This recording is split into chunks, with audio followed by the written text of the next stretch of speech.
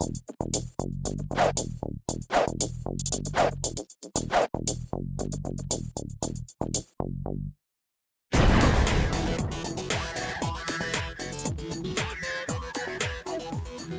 up, everybody? Welcome to the Buzz Club, and you are tuned into the Beehive segment. I know it's your favorite segment, so we have here today, come on, hello, and Vinny. What's up? What's up, girls and guys? Oh, you just call me a girl. I did. Sorry. Does that hurt? No, not at all. I call all my gay friends girl. Yeah. Okay, guys. Thank you for being on my show. First of all, you guys want to tell everyone a little bit about what you're doing and who you are? Sure. Like I said before, my name's Kimon Smith. I'm a college student, senior single mom. What do? I do everything. I run my own company, the Urban Success Academy. Oh. So here I am today. What is that? The Urban Success Academy. What is it? So basically, it's a social capital and capacity building firm geared towards assisting inner city urban areas and youth. Wow. So I try to basically get as much people within my network to volunteer 5 hours of community service for the year, which would, help a Camden City youth, expand their horizons. Wow. Amazing. I want to keep it in the family. Urban America needs to be saved, and the youth, what better way to do that? Yeah, absolutely. But through the media and, people who care. Vinny, what do you do? Well, I am a writer and an artist. I'm currently writing a comic book called Insurrection. My friend and I have started a company called TV Comics. We are basically writing a comic that is all gay characters. Mm-hmm. And we are trying to shed light on some of the social ramifications of being homosexual in this day and age, while also keeping people interested with like superpower type stuff. On top of that, I paint on a regular basis. I am writing a memoir. I call it Drug, Sex, Rock and Roll, How to Become a Perfect Human. Because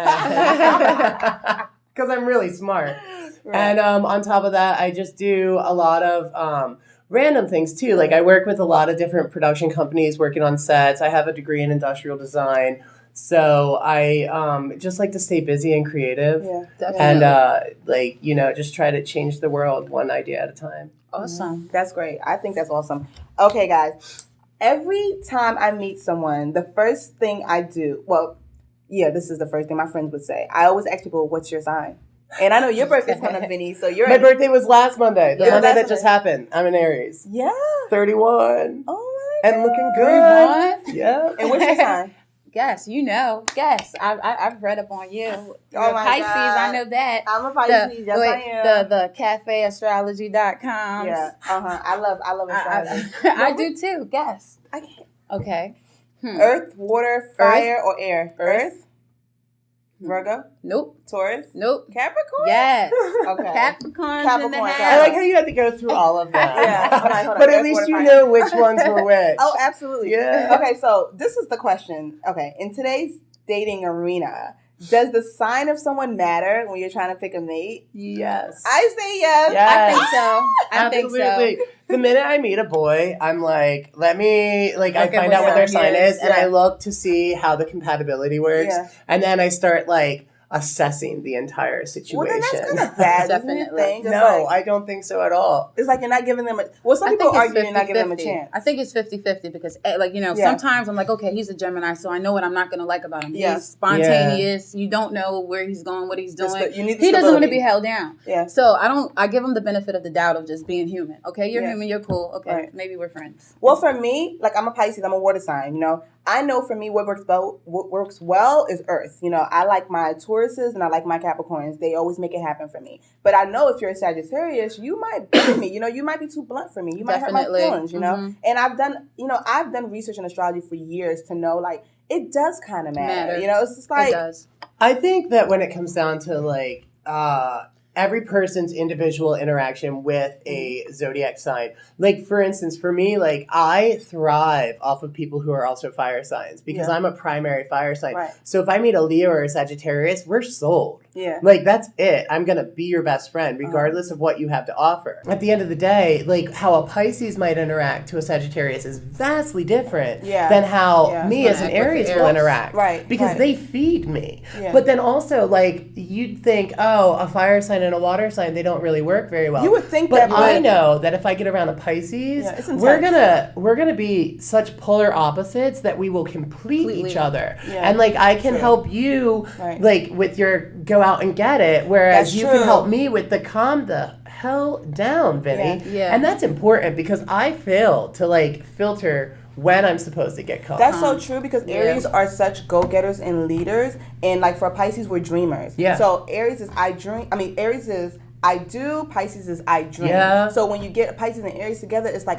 I make it happen. Yep. You know? So that's true. It definitely can blend in a certain way. Even with air signs like Pisces and Libra, like, or I Aquarius. can't do Libra. Like, oh my gosh. The thought of a Libra just well, what's hurts wrong with my headache. Libra? Oh, my they're fun. They're romantic. They're okay, but I feel like they're never just, like, the balance is just up and down. They need the balance. And if they're well balanced, though, they can be the complete perfect partner because they are the sign of partnerships. We do know that by Libra. They're ruled by the planet Venus and love, and definitely if you have a well balanced Libra man. Yeah, but is anything ever really well balanced? That's with true. people. I mean, especially the human condition does not allow for, like, a well balanced anything because we're such, like, we're driven by our ego and by our, like, subjective consciousness. Like, everything is relative, so nothing can really be balanced. Like, it could be momentarily balanced, but I don't think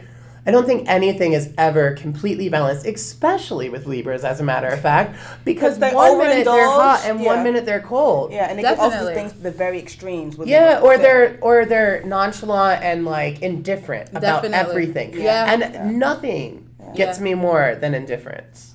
I'm like, I need you to have a stand, black or white, black or white. No gray lines. Like, I get that there's a place for gray, but, like, come on, like. Make your stand and make it firm. Definitely. Okay. Everyone's favorite sign for a relationship and everyone's favorite sexual sign. Who has the Gemini. best? I like Geminis. For sexual sex? sign. For sex? Gemini? Yeah, definitely. Gemini. For love, I guess the Cancer, my opposite. Oh. They're real calm. What about you, Vinny? I don't. I know what doesn't work. I don't know really what does work. At the end of the day, I know that, like, Geminis break my heart. And I know that Cancers hate me after long enough time. And I know that if I get with an Aries, it's just not going to work.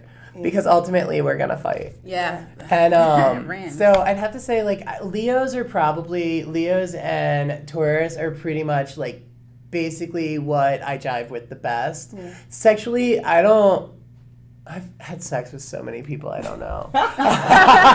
Oh my God. Okay, for me, relationship-wise, like, yes, I'll marry you. I'll definitely marry a Capricorn or a Taurus because I'm stability. And Taurus, yeah. They're very concrete. When they love you, and they say, you're my girl, you're my girl. For sex, Sagittarius will always give you a great time, and I don't think I found any Sagittarius that haven't been attractive. And also Libras are very romantic and very, very sexy. And of course, my same sign, Pisces, because Pisces are so sensual, but making it work. My God, two Pisces together, it's like the blind leading the blind. Seriously. Yeah. Oh yeah, it was buzzing up in there. But don't you worry, we'll have more Beehive next week. Hi, my name is Fan. I'm now watching BUZZKLUB. Lauren Arnold is smart, beautiful, and amazing. She's talented and has a wonderful and supportive family. She looks and sounds just like any typical young lady. But what she reveals about herself is anything but typical. Lauren sat down with me to talk about a decision that really cost her. Thank you, Lauren, for being on the show. We really appreciate you coming down to BUZZKLUB. Tell us a little bit about your story. Well, I guess I can pretty much kind of start from the beginning. I worked as a teller for a bank here in Philadelphia, and worked there for about a year. And in 2008, just part of the lifestyle I was living, I wasn't in school at the time. I just thought that, I'd just be out partying, go to work, party. I came across an individual who I allowed to convince me to do something that was terribly wrong. And I knew it was wrong, and I did it anyway. And as a result, I am now a convicted felon. And just the struggle that I've had to deal with from whether it be like peers or trying to now find a job, be a mother to my 2-year-old son, it's just all pretty much been a struggle, but something that I'm trying to work through because I know that I have a story to tell and I can definitely impact a lot of lives, the story that I have. What exactly were you accused of at the bank? What were your accusations? What were you under? What were you facing? It was identity theft charges, what I was facing. And I had no idea, like, what that even meant. Like, what I had done, I didn't even equate it with that because I didn't even know, what exactly that was. I don't have any criminal background, no criminal history, never been arrested before, not familiar with the criminal justice system and how it works. So it kind of is like getting thrown into a pit of unknown because you don't know what's going to happen next. People can tell you what they might think will happen, but you never actually know what is going to be the outcome of it. So Lauren was being charged by the U.S. District Attorney's Office with 1 count of conspiracy and 10 counts of aggravated identity theft. The charges leveled against Lauren were extremely serious. Reading a little bit over your case, I saw that what you were facing, you could have went to jail for about 25 years. Mm-hmm. How long did you end up going? I actually went for 8 months. 8 months. Mm-hmm. Which felt, I would say, is a definite blessing because I do realize that, it could have been longer.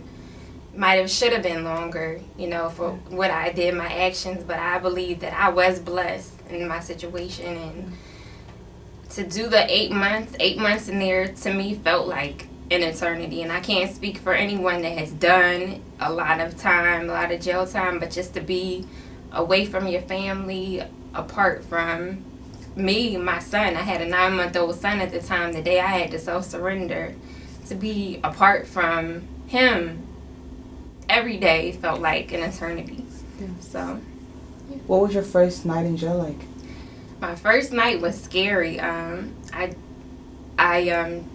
didn't have the ability to talk to any of my family. It just was like in a room with complete strangers, women that you don't even know nothing about, but now you're forced to live with them, get along with them, and do your time. That's all you could do. Lauren, can you take us back to the day when you were arrested? Well, I was never really arrested. I just got terminated from the bank, and then from there the process took off where I was always told pretty much what would happen next. I had to, of course, tell my family, told my mom first, and that was the hardest thing I had to do. Really, how did that make you feel? It just, I lost a lot of trust that was formed there. Me and my mom have a very, very good relationship. She's like, if not my best friend. And this, I would say, would be like one of the few times that I didn't tell anything to her, like during the whole time that I was doing this. I never mentioned anything about who this person was, like who, it was just a big secret. Yeah. And when I had to divulge that to her about what I did, it was just, she just didn't, know how to take it because she couldn't believe it, because it was unbelievable to a lot of people, even myself. Like, I look back and that wasn't me at all, like, and what was I thinking? Yeah. So, pretty much, like, it was very hard, and I had to get back that trust with her, and even get back that trust with my family. Of course, not everyone found out right away. We tried to keep it under wraps, just because we didn't want everyone knowing about it. Not that it was a big secret, but just to keep everyone okay. Like, we didn't want to upset anybody. And but then it got printed in the paper, and that's when everyone found out. And then it was on the internet, and from there, to me, it felt like the whole world found out. Even if they didn't even know about me, you know, strangers now couldn't know about this, but it's something that I had to deal with. It's a decision that I decided to make, so it was out there. Yeah. Hey, did your perspective about was your perspective about prison the same, or before you went in, or after? Was it completely different after you left? It was completely different after I left. I don't say I really even had a perspective on prison before I went. I'm not far from normal, but it kind of was your definitely norm. not what you would imagine. Like I definitely pictured like a worse case scenario, like and it was bad, but it wasn't. But it was doable, and I know it was doable because it was something that I had to do. And I didn't have any choice. So, you know, when you first get there, it's a shock of, am I really here? Is this really? But then I had to get a grip and just do it. So, who was one of your greatest supporters through this whole process? Definitely my mother. Like I said earlier, from the time I divulged the information, like, instead of, like, you know, I would say turning her back on me, and which she could have, like, you know, the women that I met when I was away, so many didn't have any family. Like, their family didn't want anything to do with them anymore. But my family and my mom, the most, she just wanted to know why. Like, why I didn't tell her, you know, what was going on. Not, like, how could you do it? Was, why didn't I just come to her and talk to her about it? And that was one of the things that I regret, like, not saying anything to her at all, let alone this whole situation, even making a decision to do that. But the fact that any other time in my life I would share with my mom the things that were going on with me, and at that point that I did not say anything to her, my mom confronted me many a times, even before the situation took place, about the lifestyle that I was leading. You know, too much partying, too much staying out late. Like, she told me, you know, you need to quit it. And I, at that time, thought I knew everything. How old were you? I was 20 years old at the time that the incident happened, but it started for me at maybe 18, 19, the partying, going out and everything. As the lifestyle, especially like in the city, it makes you want to do, like, makes you want to just get out there and party. There's always a party, always something going on, but you never think that something negative can happen from it. Like, it can't happen to me. Yeah, right. Exactly. Like, you never think, oh, you know, before this time, I never thought that I would come across any bad type of people, like, if you know what I mean. You're kind of like naive in a sense. Yeah, that everyone is good, everyone has good intentions, and that's the way that I thought. That's, like, you know, because nothing ever really bad had happened to me. Like, I didn't understand that. Oh, you know, everyone, people might do bad things, but, you know, but there are bad people out in this world, and with bad intentions. With bad intentions. And Lauren, so you were sentenced by yourself, but you didn't necessarily commit the crime by yourself. Do you know what happened to the individual who kind of coerced you, in a sense? No, I do not know what happened to him. I don't know of any sentencing, any, you know, conviction of him. And then, in a sense, too, I haven't even been paying attention to it. I kind of just want to forget about it, you know, because I feel like that person is not important. Yeah. Like, I don't want to say it could have been any person, but it's many people out there like that. Yeah. So I feel like it's just not even relevant to even say, you know, what's going on, because I'm not worried about it anymore. Whatever happens. I can't be involved, in that anymore. I just know what's going on with myself and what I'm trying to do and how I'm trying to come out of the situation. What is the point of living if you're just going to dwell on a mistake that you made in your past? You have to move forward. Like I said, make the wrong right. And I just feel like, I hope that people now that know me would say I'm still that kind, genuine person, still the same Lauren that El Boogie back in high school, still love sports, still play sports, still try to do what I can to be a good person. So, Lauren, when were you released from prison? I was released June 3rd of last year, 2011. I was released. How was that for you coming home? That was mixed emotion. Of course, ecstatic that I'm out of there, but I also made a decision to go to a halfway house instead of coming directly home. And my family was against it. They didn't want me to go to the halfway house, but I kind of wanted to be selfless instead of selfish, because I felt like if I stayed where I was at, it would just been more road trips for my family coming to see me in Connecticut, 3 hours away. Wow. More the strain on my son. He was 1 at the time. Just having him to see me in that environment, I really didn't, even if he didn't understand what was going on, just to know that, he would have to eventually say bye. It was hard. Like, it was hard. And so I decided to come to a halfway house where the conditions weren't the same. And it just was a shock to me that I went from something else to now maybe even a worse scenario, another decision that I made.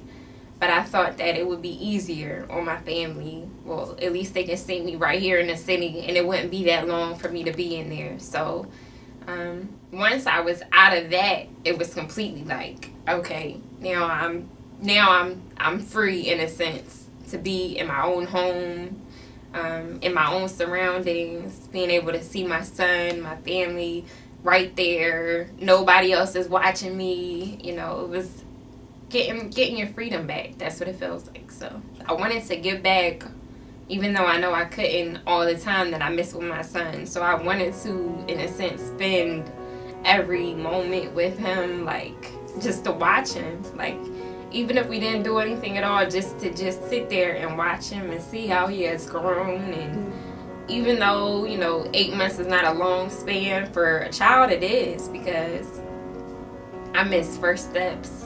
I miss first birthday, like things that I will never get back. But, you just have to enjoy the time that you have now. So, yeah. Where are you now? Now I'm working, trying to get back on my feet, trying to find different avenues that I can go down that will help me, to help my family, so that I'm not just sitting here stagnant, not doing anything, because I know that I have the potential to do a lot of great things. So I'm always trying to find that better job. Eventually I want to go back to school. Like I said, I have 2 years completed. I want to get my degree. I have to get my degree, so it's You will get your degree. So that's where I am now, just trying to, and I believe it's coming along. It wouldn't happen overnight for people to just get out of this situation and then just to jump back up. Like, on the outside, things might look or appear to be okay, but sometimes they're not. Everything's not okay, and it's just been a struggle, but I'm moving through it, moving forward. So. Thank you, Lauren. for You're that. welcome. Thank you so much. Thank you. You're welcome.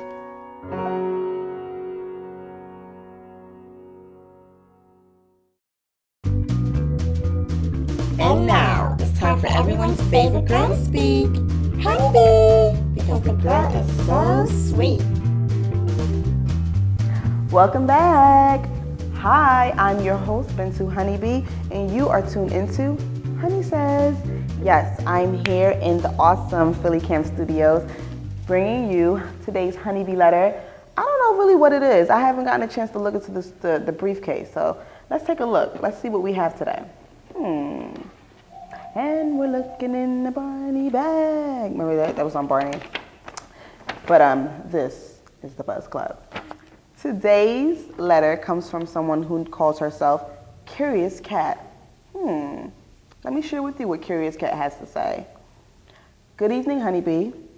I love catching up on your advice to your fans, and I figured you'd be the best person to consult with. Why, thank you.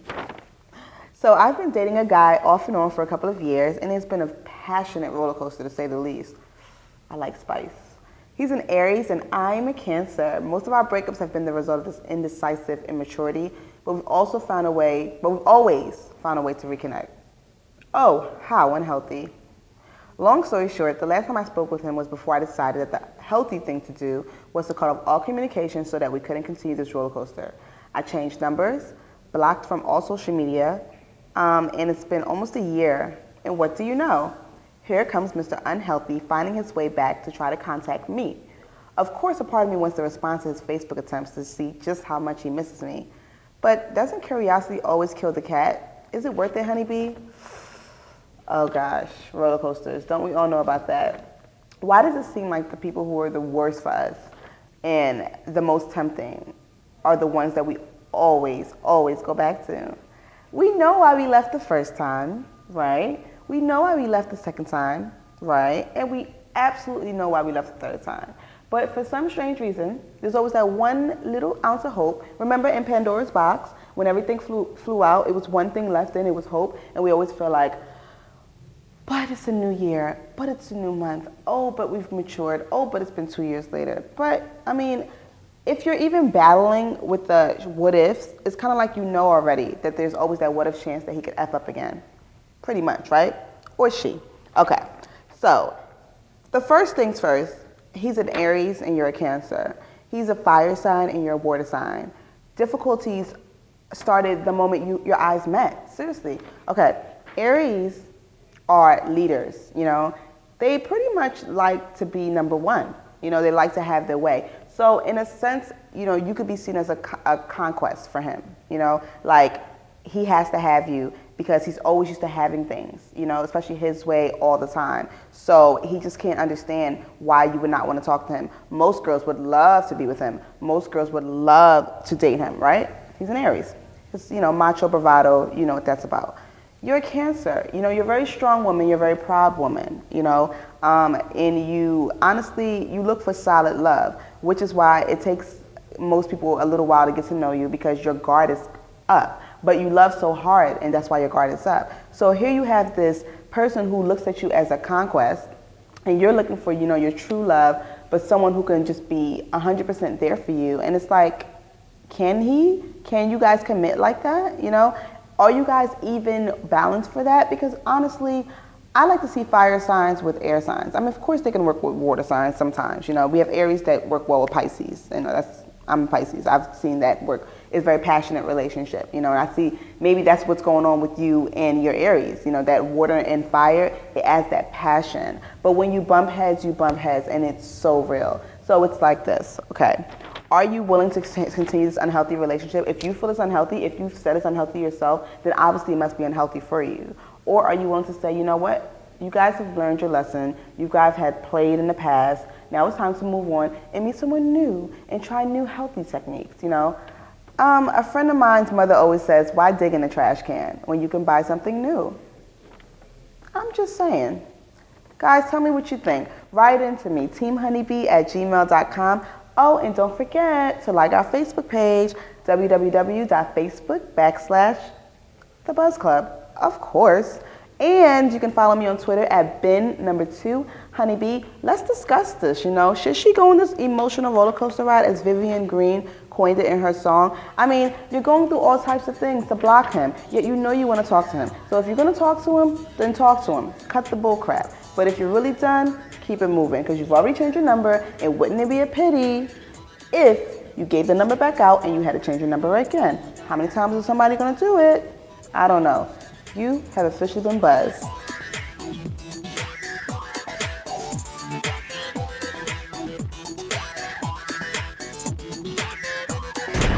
Thanks for watching. I'll see you again next time.